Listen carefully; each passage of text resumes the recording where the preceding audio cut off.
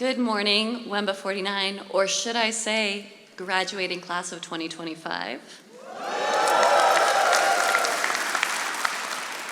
And good morning to all of you, the most important people in our lives who've traveled all this way to be here with us to celebrate this huge moment for us.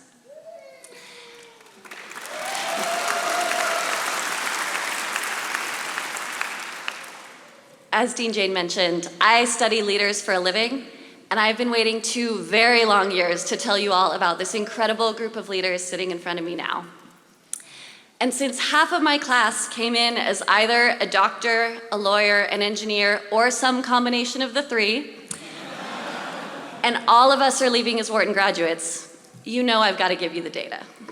So in the illustrious words of Kent Smetters, enough chit-chat, let's get to the math.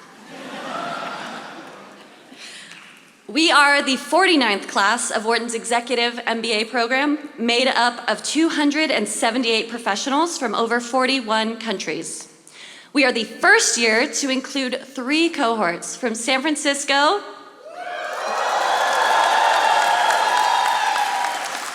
Philadelphia,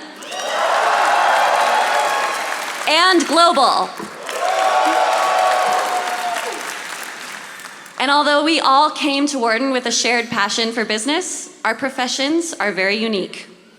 We have doctors and diplomats, founders and finance bros, pilots and product managers, and all branches of the military.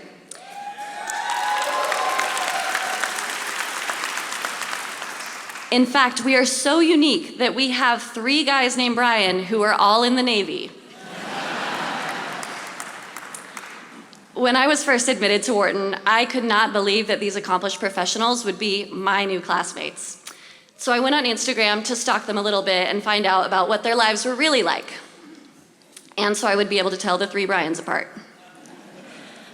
Among the profiles that stood out to me were a cardiologist who created educational content about health equity in her spare time, a classmate in a tuxedo who had recently attended the White House press correspondence dinner, and even an Olympian.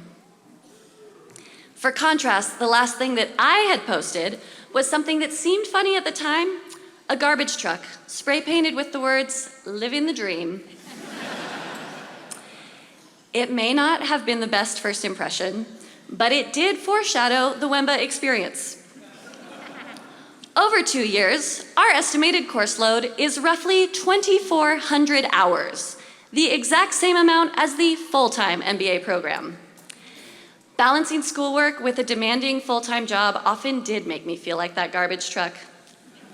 Living the dream, yes, but also working early in the morning until late at night, feeling like a bit of a mess, but always showing up and getting the job done.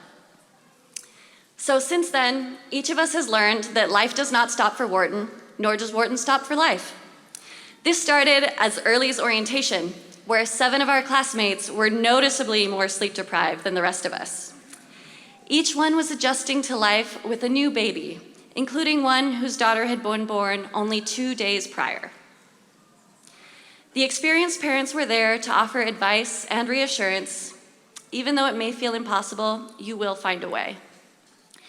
They may have been a little too reassuring because 2 years later, the number of babies born during this program is close to 50. That's true. Yeah.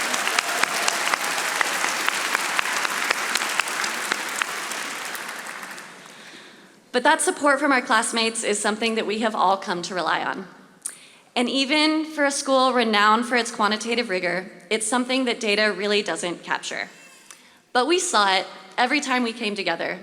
We saw it in the Wharton pub when classmates who'd been up since 4 a.m. stayed until last call, deep in conversation.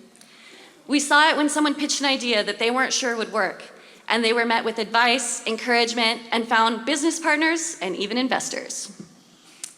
And we felt it, especially when we danced together at events like Diwali and Lunar New Year. For me, it was when I brought my very supportive mom to class events and my friends didn't just say hi, they sat down with her because they wanted to get to know her. So when I think about what makes me really proud to be a part of this class, it's not what we have accomplished, It's how we've supported and believed in each other. And although there have been a lot of happy moments along the way, we have been there for each other during the tough ones too. There have been many that deserve our thoughts, but I'd like to take a moment now to honor the beautiful soul of Catherine Parton. Catherine won't be walking across the stage with us today, but she will always be a part of our community. And as I look out over the community in front of me now, I'm reminded that none of us are on this journey alone.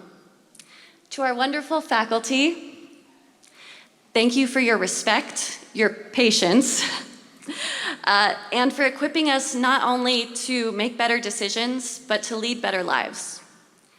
To the staff, administrators, and especially the class coordinators, thank you for feeding us, getting us in the right room, in the right city, and for answering millions of our emails.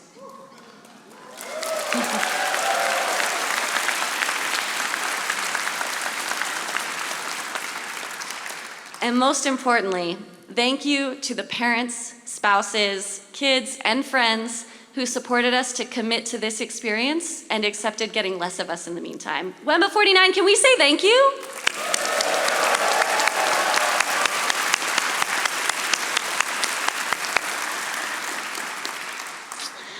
And so, friends and family, after this final weekend, you truly get us back, hopefully better than when we started.